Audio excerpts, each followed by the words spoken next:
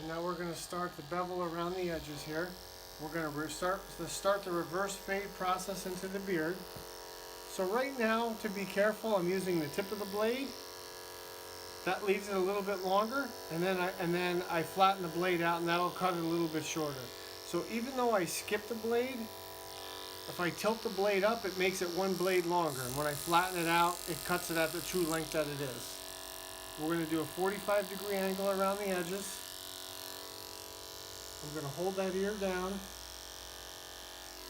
Now sometimes you're going to have to comb it a few times because this particular model, he has very curly hair. So you got to go slower to grab it. The blade has a tendency to push it.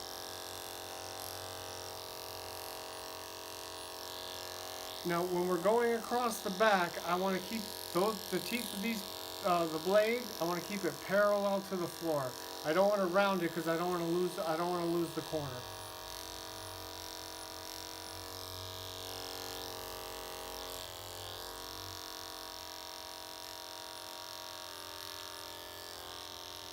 So this is what we call tapering the hairline. Now there's a couple ways to go about tapering out a hairline.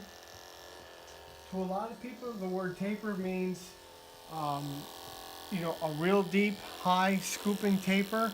So what I would call this is more of a low, natural hairline. And for a lot of the business professional guys, this would be the hairline of choice. A low, natural hairline. And we want to fade out, or we want to fade the bottom. So just like if you were going to, square off the hairline, you wouldn't want to go, you can see where his natural hairline is right there. You wouldn't want to go above that. It would look unnatural, and you wouldn't want to be behind the ears. So we're going to, our fade or our bevel or our taper, whatever you want to call it, it's going to be within a 1 finger width here, right on the natural hairline, instead of 3 fingers deep, up under the occipital bone. So there's just two different styles. So what I do is I classify it as a taper, a low natural hairline, or if we were to turn the clipper around, a square back. So I'm going to grab a finishing comb, which is a smaller comb.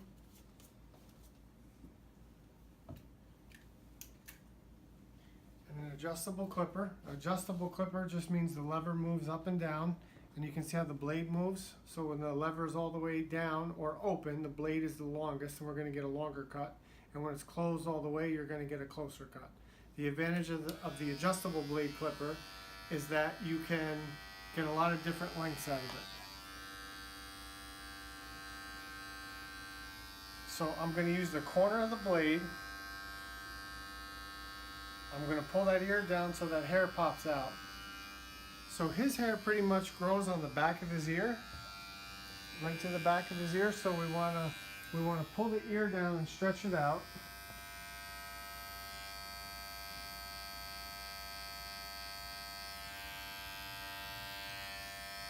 But we want to be careful that we don't have that really high arcing white wall.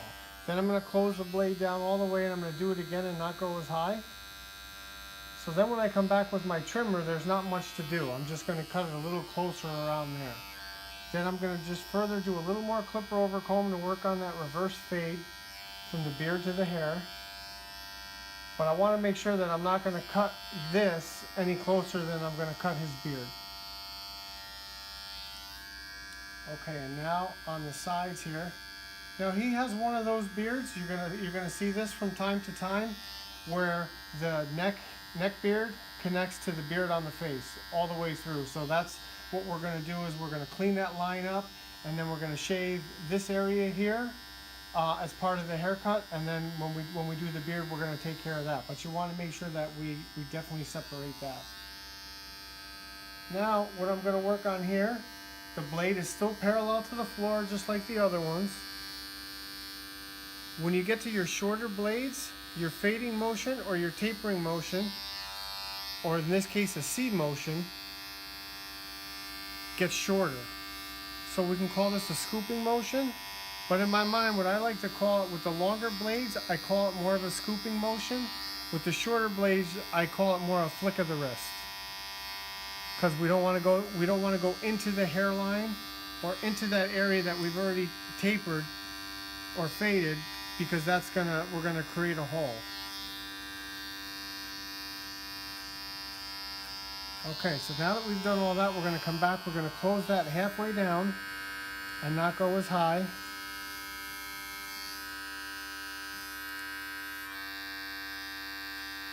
And these are the hairlines that really make your haircut stand out.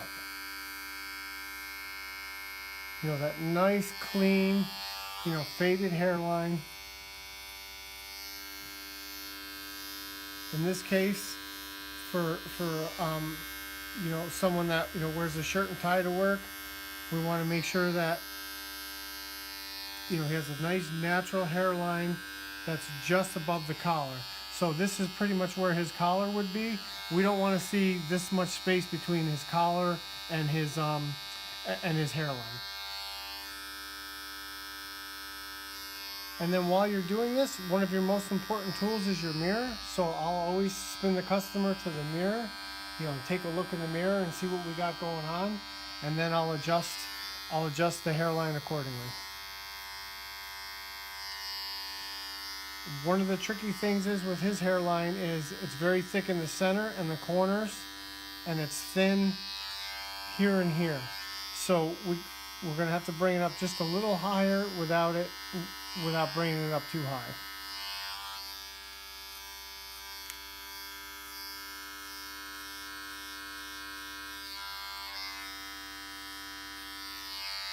And this is the one process you can't rush. You can get through the rest of the haircut pretty quickly, but this is what's going to be extremely noticeable. So we want to make sure that we get this really nailed down. Okay, so then we look back in the mirror. We got it where we want it. Right corner's a little lower. Now we're going to go around the opposite ear.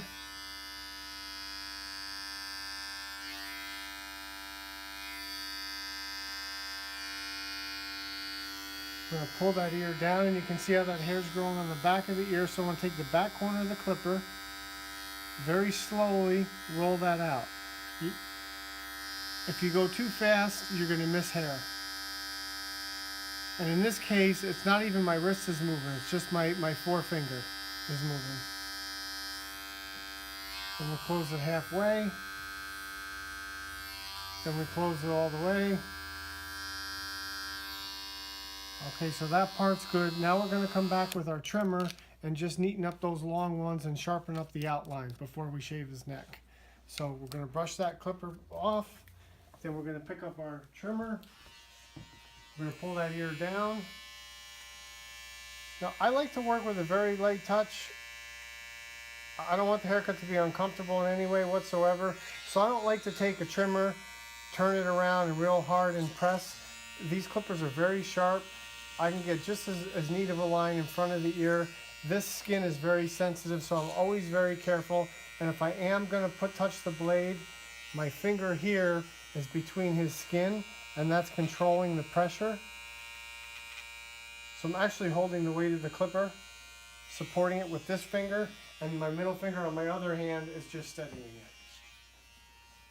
And then as we spin him around, I'm going to bend his head to the side a little. Now you can see clearly we have the nice outline there, or the nice taper there. I don't want to cut the taper off. I want to keep that little bit of a taper or bevel, but you can see where his natural hairline is. I don't want to cut it in and make this real dark line. I want to keep it right on the natural hairline. And we're just going to very lightly touch it to the skin.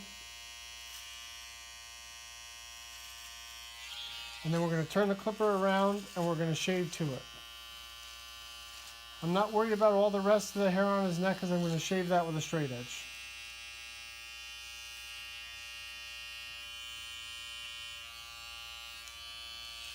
My main concern is we want a nice straight line there.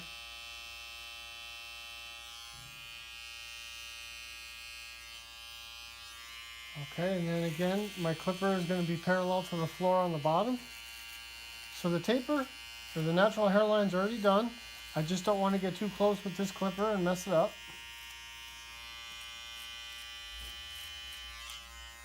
I'm going to bend his head down to get a closer look.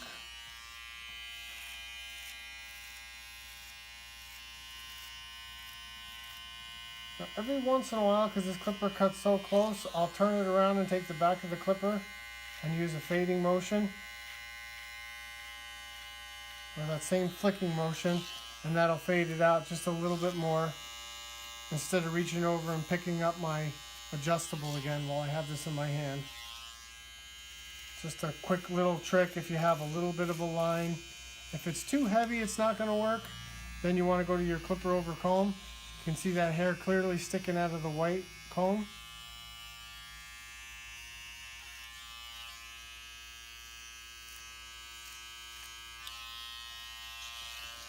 Okay, so what looked like a real intimidating neckline when we just worked down one blade at a time isn't so bad. Now we're going to do the same thing on the opposite side. Again, we can see right where that natural hairline is. We're going to make a line.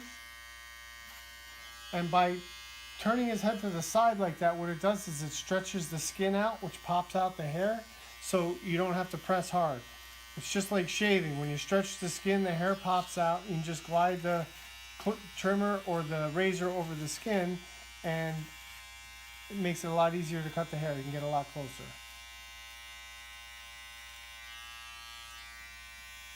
Never like to use a lot of pressure with your tools. And you can tell we're not using a lot of pressure because his skin is not turning red. And then we're going to do the same thing in the front of the ear there. Those few little hairs, we're going to take the back end of the clipper